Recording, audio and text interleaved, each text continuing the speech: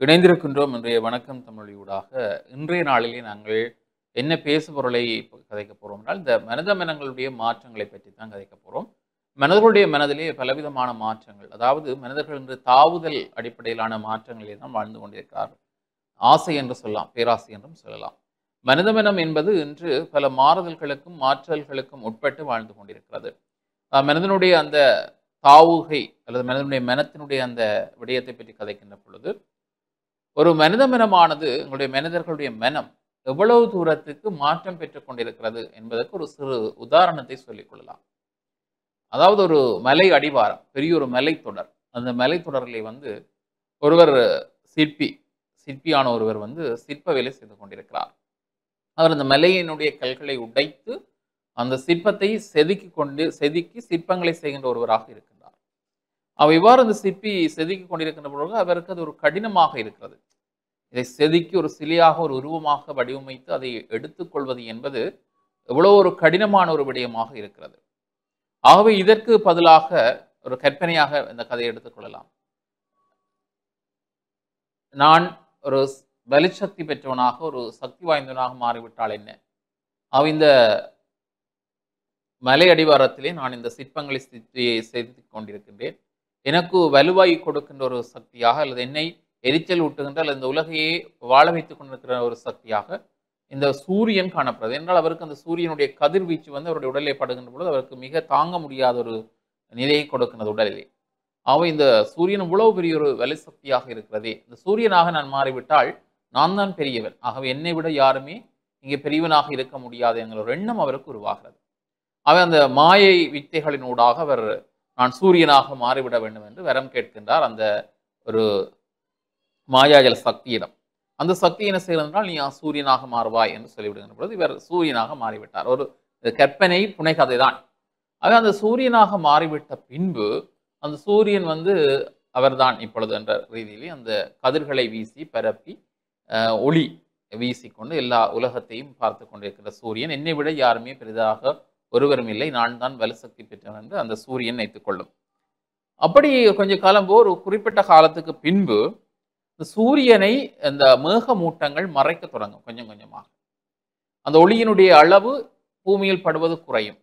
சூரியனை மேவி அந்த மேகமூட்டங்கள் சென்று கொண்டிருக்கின்ற பொழுது, ஐயையோ, நான் சூரியனாக வலுப்பெற்றவனாக இருந்தேன், என்னை விட வலுப்பெற்றதாக இந்த முகில்கள் அல்லவா காணப்படுகிறது, இது என்னை மறைக்கிறதே, இந்த சூரியனுடைய நிலைப்பாடு இப்படி தோன்றுகிறது, இந்த புயல்கள் மேகமூட்டங்கள் இவைதான் எங்களை விட பெரிதாக இருக்குமோ, என்னை விட பெரிதாக இருக்குமோ, என்னையே மறைக்கின்ற அளவிற்கு சூரிய கதிர்களை, என்னுடைய அந்த ஒளியை மறைக்கின்ற அளவிற்கு இது வலுசக்தியாக இருக்கிறது. ஆகவே நான் சூரியனாக இருப்பதை விட இந்த மேகங்களாக மாறிவிடுவது சிறப்பு என்று அந்த சூரியன் நினைத்து கொண்டதாம். உடனே சூரியன், நான் மேகமாக, இந்த மேகங்களுடைய கீறல்களாக மேகமாக மாறிவிட வேண்டும் என்று நினைக்கின்றது. உடனடியாக அதுவும் நடைபெற்றது, மேகமாக மாறிவிட்டது. அந்த மேக கூட்டமாக அந்த மனிதன் மேக கூட்டங்களாக அந்த மலை சுற்றி, அந்த பிரதேசங்களை சுற்றி திரிந்து கொண்டிருக்கின்ற காலகட்டத்திலே ஒரு குறிப்பிட்ட காலத்துக்கு பின்பு அந்த மேகங்கள் அலைந்து போகின்ற பொழுது பெரிய ஒரு மலைத்தொடர்களை காண்கின்றது. மலைத்தொடர்களை காண்கின்ற பொழுது அந்த மலைகளின் ஊடாக இந்த மேகங்கள் முட்டுப்படுகின்ற நிலைப்பாடுகள் வருகிறது. மேகங்கள் செல்கின்ற பொழுது கடினங்களை எல்லாம் எதிர்கொள்கிறது. மேகமூட்டம் அப்பொழுது நினைக்கிறது, இது என்ன, மேகமூட்டமாக இருப்பதை விட வலுசக்தி பெற்றது இந்த மலைகள் தான். ஏனென்றால் மலைகள் என்னையே உராசி, என்னையே ஆட்டம் காண செய்கிறது. இது பெரிய ஒரு மலைத்தொடராக இருக்கிறது, இதை கடந்து செல்வது எனக்கு பெரிய ஒரு விடயமாக இருக்கிறது. ஆகவே நான் இந்த மலைத்தொடராக இருந்து விட்டால் என்னை விட வலுசக்தி பெற்றவர்கள் யாருமா இருக்க முடியாது. ஆகவே நான் மலைத்தொடராகவே மாறிவிடலாம் என்ற எண்ணத்தை அந்த முகில்கள், வான முகில்கள் நினைக்கின்றது. அவை நான் மலைத்தொடர்களாக மாற வேண்டும் என்று எண்ணுகின்ற பொழுது அவை மலையாகவே அந்த மனிதன் மாறிவிட்டான், மலைத்தொடராக மாறிவிட்டான். ஒரு கற்பனை தானே, மாறிவிட்டான். இப்பொழுது மலை இப்படி மாற்றம் பெற்றுக் கொண்டிருக்கின்ற பொழுது மலை யோசிக்கின்றது, நான் இவ்வளவு பெரிய ஒரு அகன்ற திடமான மிக சிறந்த ஒருவனாக இருக்கிறேன், என்னை யாருமே அசைக்க முடியாது, நான் தான் இந்த உலகத்திலே வலுப்பெற்றவன் நினைக்கின்ற பொழுது அங்கே தன்னுடைய மலை அடிவாரத்திலே ஒரு சிற்பி அந்த மலையை உடைத்து அந்த கற்களை கொண்டு சிற்பத்தை செய்து கொண்டிருக்கின்ற காட்சியை அந்த மலை காண்கிறது. மலைத்தொடர் இப்பொழுது தன்னை பெரிதாக நினைத்துக் கொண்ட மலை வலுப்பெற்ற ஒரு மனிதனை பார்க்கிறது. ஏனென்றால் மனிதன் நான் என்னை பெரிதவனாக நினைத்தேன், ஆனால் அந்த மலையே குடைந்து என்னையே சிற்பமாக செய்து கொண்டிருக்கின்ற ஒருவன் இன்னும் என்னை போன்று என்னை விட வலுப்பெற்றவனாக இருப்பதற்கான வாய்ப்பு அதிகம். ஏனென்றால் நானே வலுப்பெற்ற ஒருவனாக இருக்கின்ற பொழுது என்னையே உடைத்து அவன் சிற்பத்தை செய்கிறான் என்றால் அவன் எவ்வளவு சக்தி வாய்ந்தவனாக இருப்பான் என்று சொல்லி இந்த மலைத்தொடர் தன்னுடைய எண்ணத்தை தோன்றியது. அவை நான் மலைத்தொடராக இருப்பதை விட நான் மனிதனாக இருப்பதே மேலும் சக்தியை தரக்கூடியது என்று அந்த மலைத்தொடர் நினைத்ததாம். உடனடியாக அந்த மலைத்தொடர் மனிதனாக மாறியது. அவை இந்த ஆரம்பத்திலே நாங்கள் நினைத்த ஒரு விடயம்தான். அந்த மலைத்தொடருக்கு கீழே சிற்பத்தை செய்து கொண்டிருந்தவன் தான் தனக்கு வலு சக்தி இல்லை என்று சொல்லி அவன் அந்த ஒளிக்கீற்றாக, அதாவது சூரியனாக மாறி இந்த முகிலாக மாறி மலையாக மாறி இப்பொழுது மீண்டும் சிற்பியாக மாறியிருக்கிறான். ஆகவே நாங்கள் மனிதர்கள் இப்படித்தான் வாழ்ந்து கொண்டிருக்கிறோம். ஒவ்வொன்றையும் பார்த்து நாங்கள் பேராசை கொள்கிறோம். அதே போன்று நாங்கள் மாற்றம் பெற வேண்டும் என்று நினைக்கின்றோம். எங்களிடம் இருக்கின்ற சக்தியை நாங்கள் யாருமே உணர்வது இல்லை. ஆகவே இந்த கதை ஒரு கற்பனையாக இருந்தாலும் அல்லது ஒரு சொல்லக்கூடிய ஒரு விடயமாக இருந்தாலும் இது என்னத்தை இங்கே சொல்ல வருகிறது என்றால், நாங்கள் ஒவ்வொருத்தரும் சக்தி வாய்ந்தவர்கள். அதை நாங்கள் புரிந்து கொள்வதில்லை. அந்த இருக்கும் இடத்தில் இருந்து நாங்கள் அதை புரிந்து கொண்டால்தான் எங்களுடைய சக்தி அது எங்களுக்கு தெரிய வரும். ஒரு சிற்பி தனக்கு கடினம் என்று எதை நினைத்து அவன் மாற்றம் பெற வேண்டும் என்று நினைத்தானோ மீண்டும் அந்த சிற்பியே வலுப்பெற்றவனாக மாறியிருக்கிறான் என்கின்ற பொழுது அது மிகப்பெரிய ஒரு விடயமாக பார்க்கப்படுகிறது. அவன் மனிதனுக்கு இருக்கின்ற சக்தி எப்படிப்பட்டது என்பதை அந்த கதை உணர்த்துகிறது. இந்த பேராசை என்கின்ற விடயத்தை நாங்கள் அறவே எங்களுடைய மனித மனங்களில் இருந்து ஒதுக்க வேண்டும் என்பதற்காக சொல்லப்பட்ட ஒரு சிறிய விடயமாகத்தான் இந்த கதையை பார்க்கின்றோம். ஆகவே கிடைத்ததை கொண்டு நாங்கள் திருப்தி கொள்ளாமல் மேலும் மேலும் ஆசை கொள்வதால் தான் இந்த பேராசை ஏற்படுகிறது. பேராசை கொள்ளாமல் நாங்கள் வாழ்க்கையிலே பல விடயங்களை சாதிக்கக்கூடியவர்களாக இருக்க வேண்டும். இந்த மனிதன் எப்படி தன்னை பேராசை கொண்டு ஒவ்வொரு உருவங்களாக மாற்றம் பெற்று அதிலிருந்து மீண்டும் மனிதனாக வருவதை சிறந்தது என்று நினைத்தானோ அதே போன்று நாங்கள் எங்களுடைய வாழ்க்கையிலே ஆசைகளை அளவோடு வைத்துக் கொண்டு வாழ்கின்ற பொழுது உண்மையிலே மனிதனுடைய வாழ்க்கைக்கு அது எதிரியாக மாறாது. அல்லாவிட்டால் இந்த பேராசை இந்த மனிதனுடைய எதிரிகளிலே முதலிடத்தை பிடிக்கின்ற ஒரு விடயமாக அமைந்திருக்கும். இது ஒரு பக்கம் பேராசை என்கிற விடயத்தை பார்த்தோம். அடுத்து கோபம் என்பதை நாங்கள் பார்க்கின்ற பொழுது எங்களுடைய மனிதர்களுடைய மனங்களிலே கோபம் என்பது இன்றும் அதிகமாக இருக்கின்ற ஒரு விடயம்.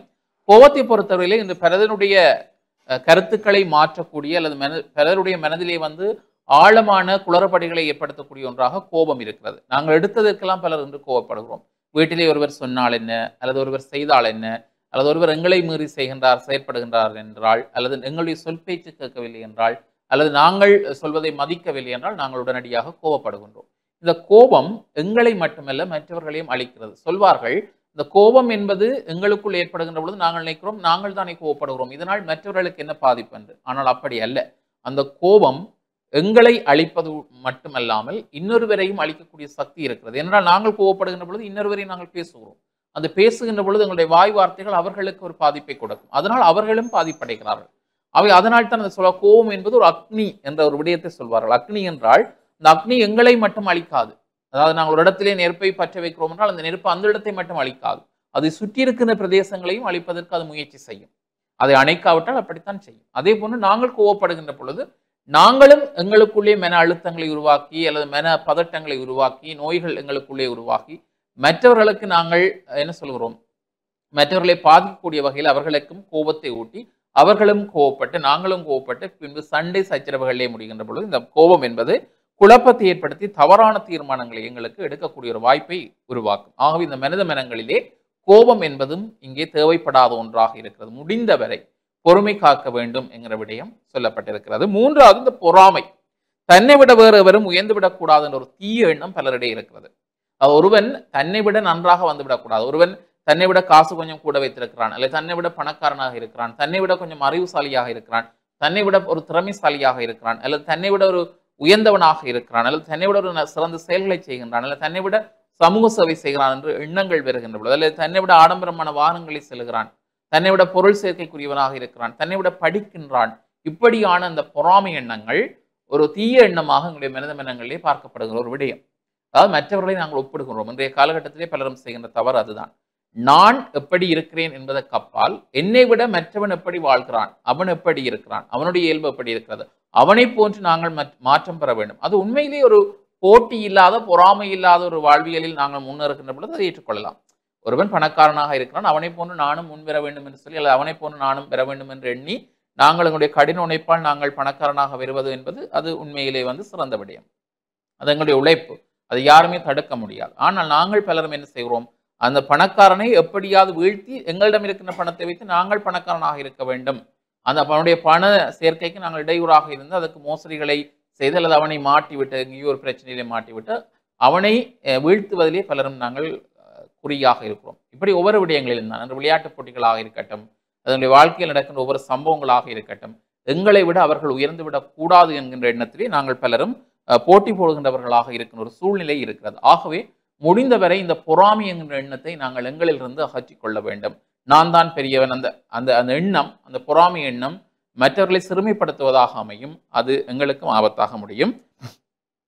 அதே போன்று அடுத்தபடியும் அந்த அகங்காரம் என்கிற விடயம். அகங்காரம் என்றால் என்னை விட யாரும் இல்லை என்கிற திமிர்த்தனம் என்று சொல்வார்கள்.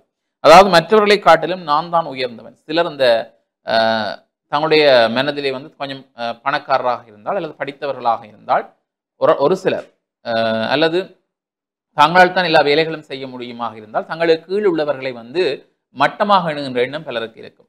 ஒரு அலுவலமாக இருந்தாலும் சரி, ஒரு குடும்பமாக இருந்தாலும் சரி, கொஞ்சம் உத்வேகமாக இருக்கின்றவர்கள் தங்களுக்கு கீழே இருக்கின்றவர்களை மட்டம் தட்டி பேசுவார்கள். அதாவது 2-3 வேலை செய்கிறவர்கள், கொஞ்சம் திறமைசாலிகளாக வீடுகளிலே இருக்கின்றவர்கள் கொஞ்சம் சமூக நீதிக்கு உட்பட்டு பயந்து இது செய்தால் தவறு, அது செய்தால் தவறு, நேர்மையாக இருந்தால் அவர்களை கிண்டல் செய்கின்றவர்களாக, கேலி செய்கின்றவர்களாக, இந்த உலகத்தில் இப்படி ஒருவரா, இந்த காலத்தில் இப்படி ஒருவரா என்று சொல்லி அவருடைய மனதை உடைக்கின்றவர்களாக பலர் இருப்பார்கள். அல்லது தான் சொல்வதுதான் சரி, நான் சொல்வது அப்படிதான் மற்றவர்கள் நடக்க வேண்டும், நான் சொல்வதில் தான் நியாயம் இருக்கிறது, எனக்குத்தான் எல்லாம் தெரியும் என்கிற அந்த அகங்கார குணம் பலரிடம் இருக்கின்றது. அதையும் நாங்கள் இங்கே சொல்லியாக வேண்டும். அதாவது எங்களுடைய இந்த இதிகாசங்கள், கந்த புராணங்கள் ஊடாக நாங்கள் படித்த சம்பவங்கள் என்று கந்த சஷ்டியினுடைய பாரணி நாள் அதிலே சொல்லலாம். சூரனுடைய அந்த அகங்காரத்தன்மை தான் சூரனை முருகன் வதம் செய்வதற்கான காரணமாக கூட அமைந்தது. சூரன் வந்து செய்த கொடுமைகள், தேவர்களுக்கு செய்த கொடுமைகள், அதை பொறுக்க முடியாத சிவபெருமானுடைய நெற்றிக்கண்ணிலே இருந்து முருகன் தோன்றி 6 முருகன்கள் பொய்கைகளை தோன்றி அவர் சூரனை அழிக்கக்கூடிய ஒரு விடயமாக பார்க்கப்பட்டது. ஆகவே இந்த அகங்காரத்தை நாங்கள் எங்களுடைய வாழ்க்கையிலே வந்து நீக்க வேண்டும். ஆகவே மனதிலே இருக்கின்ற விடய அடிப்படையிலே பார்க்கின்ற பொழுது இந்த விடயங்களை நாங்கள் நீக்குகின்ற பொழுது இந்த மனிதன் ஒவ்வொன்றை பார்த்து தாவாமல் நிறைவான ஒரு வாழ்க்கையை வாழ வேண்டும் என்றால் இந்த குணங்களை நாங்கள் எங்களிலிருந்து நீக்க வேண்டும் என்பதைத்தான் இன்றைய நாங்கள் தலைப்பு பகுதியிலே கதைத்திருக்கிறோம். ஆகவே மீண்டும் மற்றொரு நிகழ்ச்சியாக சந்திக்கலாம். விடைபெறும் நான் என்னிடம் என்புடன் குணம் துஷ்யந்தன். நன்றி நேயர்களே.